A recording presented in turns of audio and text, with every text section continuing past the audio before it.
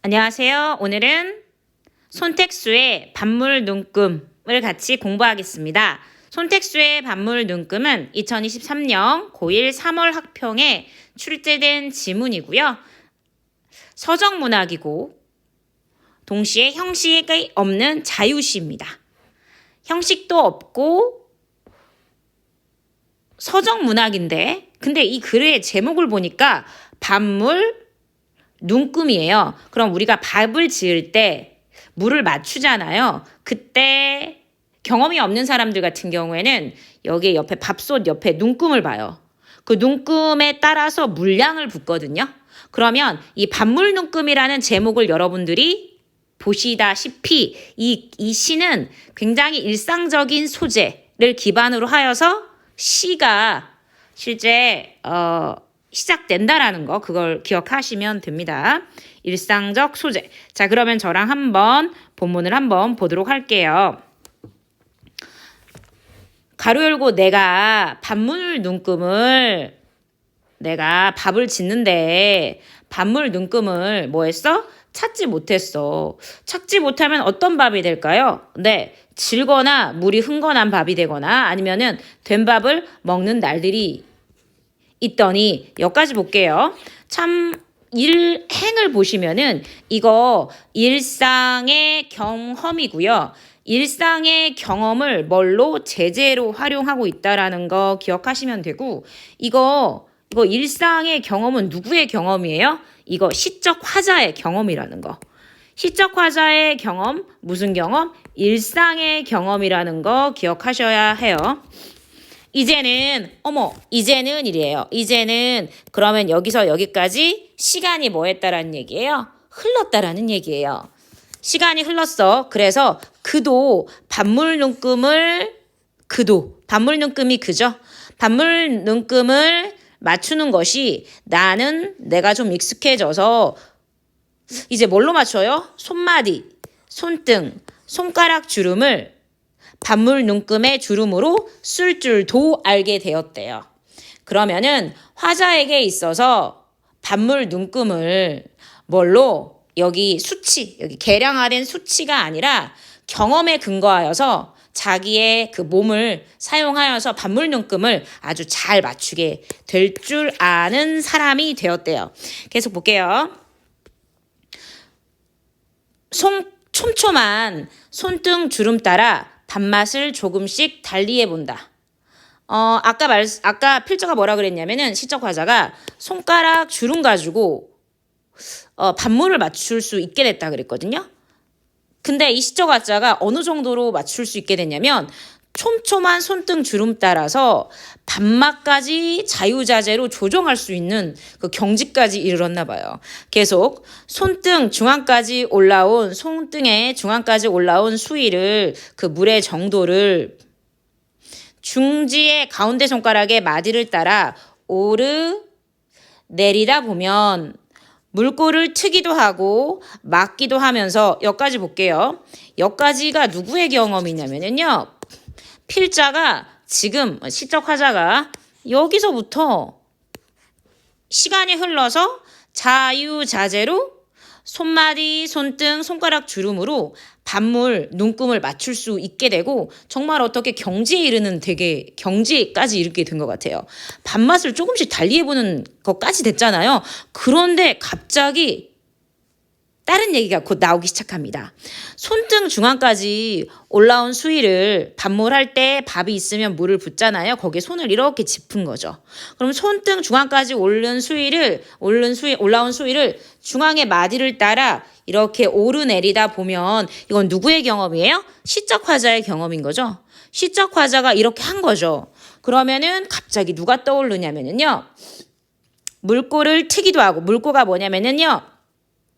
논의 물꼬예요. 논들은 쭉 연결이 되어 있잖아요. 물이 이렇게 습지라서. 근데 그 물이 적당하지 않은지를 그 논 주인이 바라보면서 그거를 물꼬를 이렇게 조율을 합니다. 물꼬를 조금 열어놓은 거거나 물꼬를 아주 많이 열어놓는다거나 물꼬를 이렇게 닫거나 물꼬를 트기도 하고 막기도 하면서 누가 하시는 거예요? 이거? 할아버지. 그러니까 시적 화자가 밤물 눈금을 맞추면서 누구를 떠올리는 거예요? 할아버지. 논에 물을 보러 가던 할아버지 생각도 내고. 저녁 때가 되면 한 끼라도 아껴보자. 저녁 때가 되는데 왜 한 끼라도 아껴봤을까?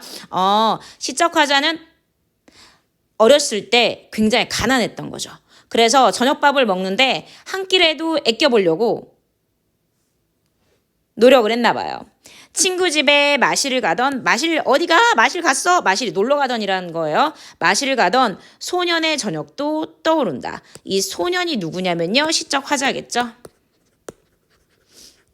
그러니까 무슨 말이냐면 밤물의 눈금을 시적 화자가 이렇게 재다가 누구를 떠올리는 거예요? 할아버지 떠올렸고요. 그 다음에 여기 소년을 떠올렸어요. 이 소년은 바로 누굽니까? 시적 화자죠. 즉 화자의 어린 시절을 떠올리는 거예요. 여기까지 얘를 일반화해서 선지가 어떤 선지가 나오냐면은 일상적 소재의 경험, 일상적 행위, 뭐예요? 결과적으로 밤물 눈금 맞추는 거를 통해서 시적 화자가 이렇게 과거를 회상하고 있다라는 거.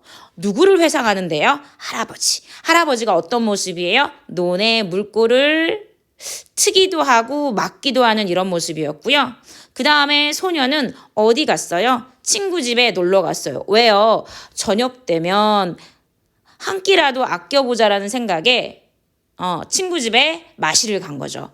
그게 그런 기억이 소년의 저녁이 떠오른다고 지금 시적 화자가 얘기한 거예요. 한 그릇으로 두 그릇, 세 그릇이 되어라. 이게 무슨 말이냐면요. 여러분들은 상상을 하지 못하시겠지만 선생님의 엄마도 어렸을 때 되게 가난하셨을 때 보릿고개 때 밥 한 고기 가지고 솥으로 한 솥 이렇게 굉장히 큰 솥에 양의 죽을 끓여 먹었대요. 드셨대요. 거기에는 지금으로 되게 맛있을 텐데 시래기도 있고 뭐 여러 가지 야채가 푸성기가 같이 있는 상태에서 밥알이 막 굴러댕겼대요. 그러면 여기서 한 그릇을 세 그릇으로 나누어 먹는 것이야. 그러니까 시적 화자가 어렸을 때 어떻게 살았다는 거예요? 되게 가난하게 살았던 거죠. 한 그릇으로 두 그릇, 세 그릇이 되어라. 밥이 아니라 밥국을 끓이던 문현동. 문현동은 여기 구체적 지명이에요. 즉 시적 화자가 어렸을 때 과거에 살았던 동네로 지금 구체적 지명을 사용하고 있어요.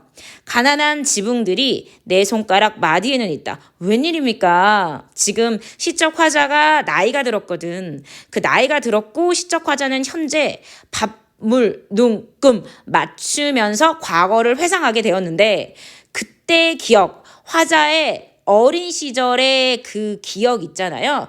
그 기억들이 이 시적 화자의 손가락 마디마디에 있다라는 거죠.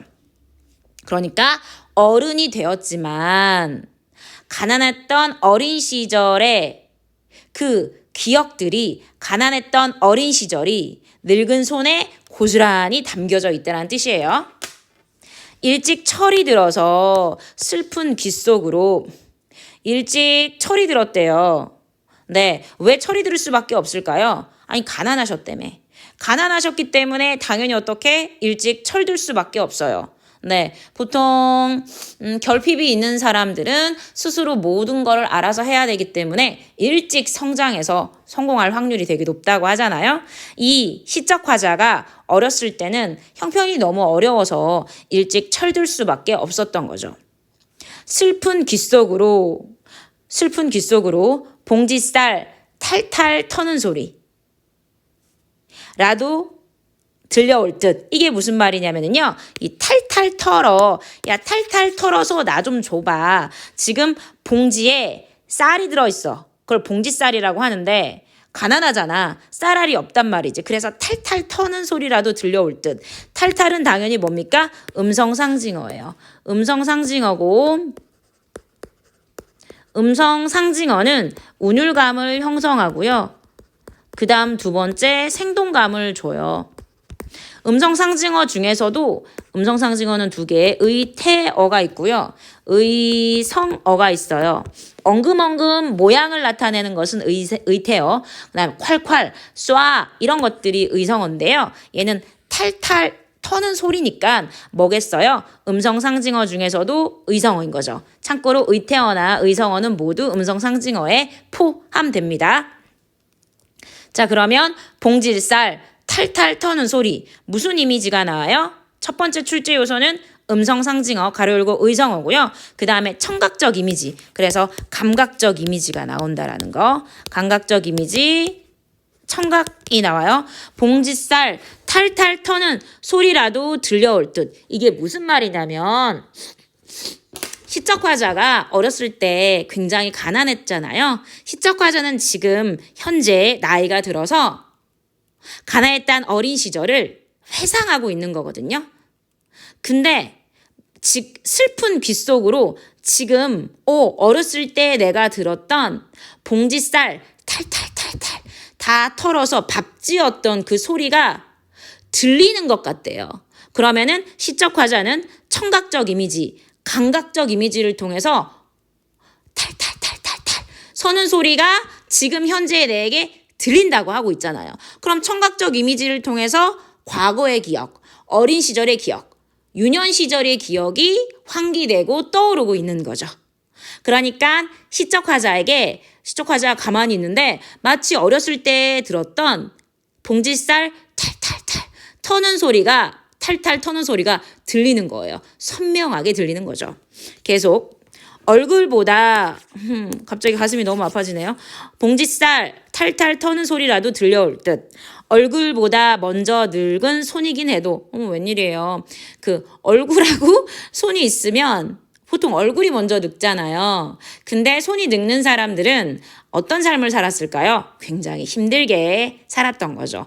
가난한 삶을 살았던 거죠. 그러니까 시적 화자가 뭐라는 걸 알 수 있어요. 얼굴보다 뭐가 늘었다. 세월을 뭐로 그냥 다 받았다? 손으로 받았다. 손으로 받았다라는 것은 되게 힘겨운 삶을 살았다라는 것을 추론할 수 있는 거죠. 전기밥솥에는 없는 그런데 말입니다. 와, 마지막 이렇게 생각하는 사람들이 있다면 정말 좋을 텐데요.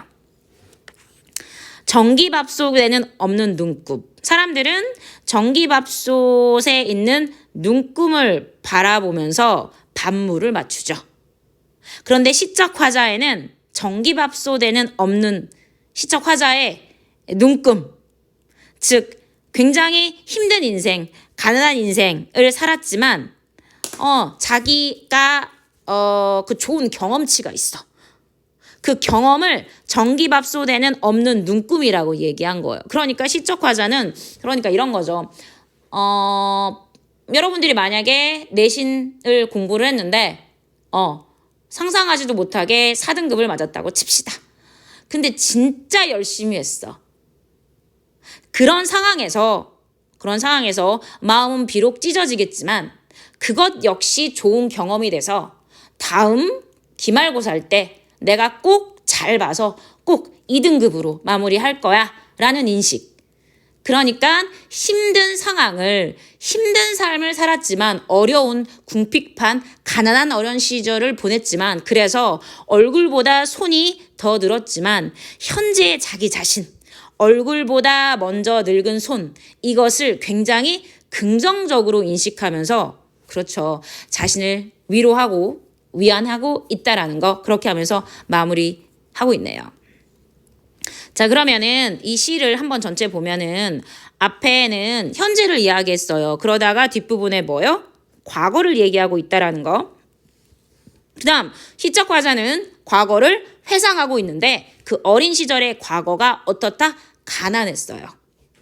그러면서 그 어린 시절의 과거를 싫어 하는 게 아니라 그리움으로 그리워하고 있다라는 거. 왜? 그런 가난했던 경험이 있어서 전기밥솥에는 없는 나만의 가진 이 경험, 무엇, 눈금이 있는 거잖아요.